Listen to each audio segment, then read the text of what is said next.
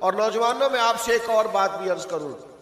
کسی اور سے بھی محبت کرو گے نا، محبتیں کرنی چاہیے، ماں سے، باپ سے، بہن بھائیوں سے، بیوی بچوں سے، دوستوں سے، اسلام ساری محبتوں کا درس دیتا ہے،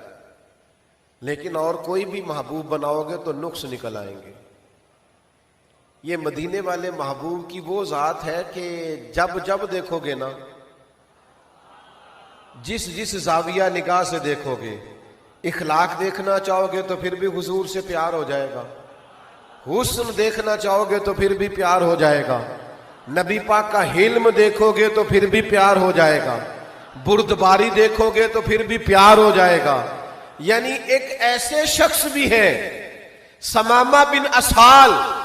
جنہیں گرفتار کر کے لایا گیا، قیدی بنا کے مسجد نبی کے ستون سے باندھا گیا، سخت ترین دشمن تھے، انہوں نے مسجد میں بندھے ہوئے ستون سے حضور کے جلوے دیکھے، بندھے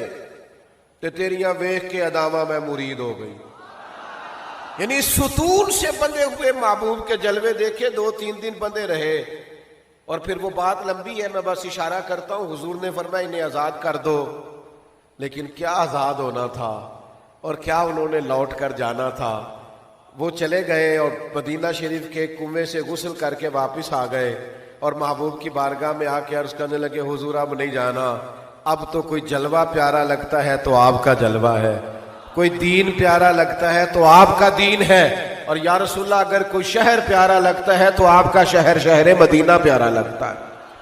تو حضور کو جس زاویے سے کسی نے دیکھا، جس اینگل سے دیکھا، اگر کسی نے مجاہد بنے ہوئے دیکھا، اسے بھی پیار ہو گیا۔